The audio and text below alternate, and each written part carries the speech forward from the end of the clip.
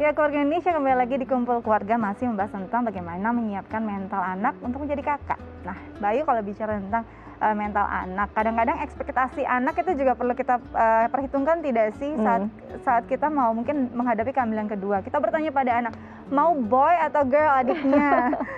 Ternyata si anak sudah menentukan pilihan dan ternyata pas melahirkan tidak sesuai ekspektasi. Apakah ini juga perlu diperhitungkan dan paling tidak dipertimbangkan untuk tidak mempertanyakan ini pada anak?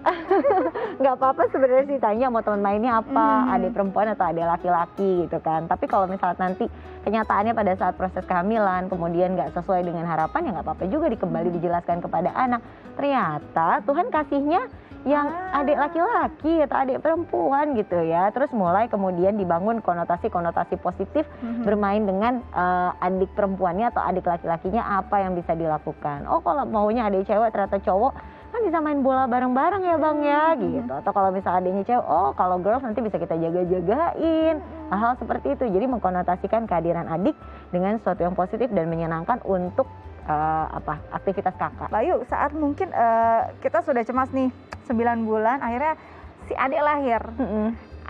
Ada bisa jadi tidak sih saat dalam kandungan mungkin si kakak siap, si kakak seneng bertemu adiknya nanti nih, tapi itu berbeda saat adiknya sudah lahir, mungkin saja akan terjadi. Mungkin saja gitu, apalagi kan kakak nggak pernah tentunya membayangkan bahwa ibu nanti waktu umur dia menjadi jauh lebih sedikit gitu kan. Kemudian ibu sama ayah kok jadi waktunya lebih banyak ke adik ya, belum lagi semua tamu yang datang dan kemudian memberikan selamat kepada keluarga tersebut, kok perhatiannya semua ke adik bayi yang kecil ya, aku enggak ya gitu. Hal-hal tersebut kan memang kadangkala harus dihadapi oleh si kakak gitu kan. Nah kemudian disitulah sebetulnya peran ibu dan ayah untuk tidak membuat kakak ini merasa tertinggal. Nah di situ sebenarnya agak-agak sensitif, kadang suka kan namanya juga capek menjadi orang tua punya bayi itu kan capek. Terima tamu kadangkala juga kan banyak yang harus diservis, jadinya yang kecil si kakak ini suka terlewat. Nah di situ sebetulnya perlu kesadaran penuh dari orang tua untuk kemudian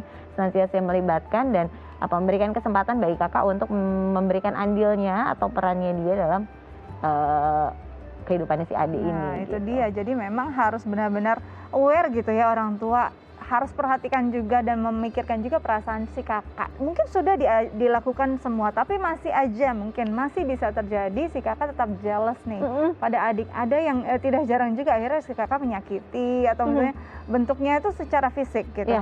Perlukah kita atau bijakkah kita menghukum dalam kondisi seperti itu secara kita berpikir bahwa dia sebenarnya dalam kondisi yang labil juga, dalam kondisi yang tidak stabil juga psikologisnya?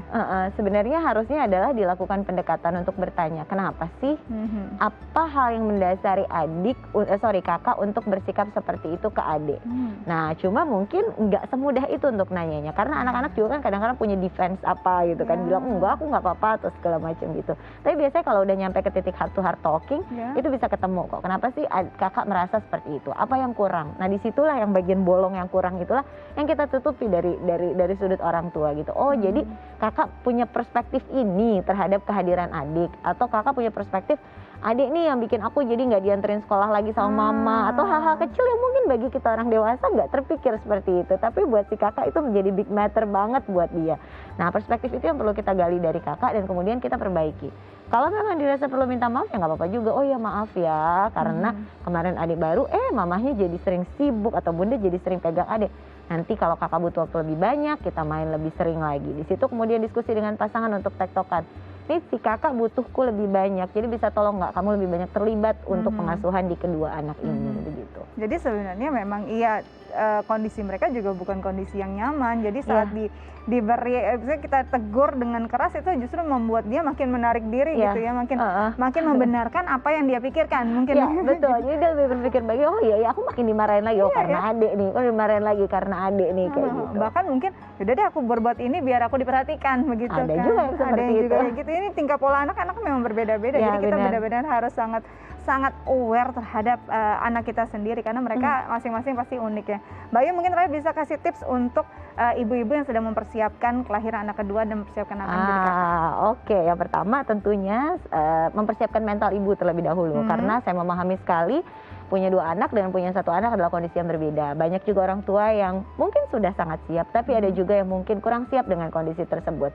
9 bulan diberikan waktu dalam proses kehamilan, persiapkanlah diri sebaik mungkin, banyak mengedukasi diri tentang bagaimana mengasuh 2 anak sekaligus, kemudian proses setelah melahirkan, bagaimana hal-hal yang harus dilakukan, itu bisa membantu untuk mengurangi kecemasan karena ibu merasa oke, punya kesiapan atau punya tools lah, setidaknya sudah mendapatkan bayangan apa yang akan terjadi dalam setting situasi tersebut. Untuk membantu meringankan, sama pasangan berdiskusi jika memang membutuhkan bantuan, minta ngomong, bicara, ngobrol kalau memang membutuhkan bantuan tersebut. Dan jangan lupa yang paling sering menjadi isu sensitif adalah anak merasa tertinggal, oleh karenanya gitu hal-hal kecil tolong diperhatikan agar kemudian tidak membuat si kakak merasa ditinggalkan atas hadirnya adik yang baru.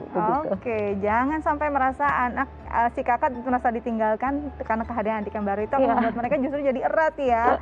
Oke, Mbak Ayu, terima kasih banyak sudah berbagi bersama kami di Kumpul Keluarga. Tetap jaga kesehatan biar kita bisa ngobrol-ngobrol lagi ya.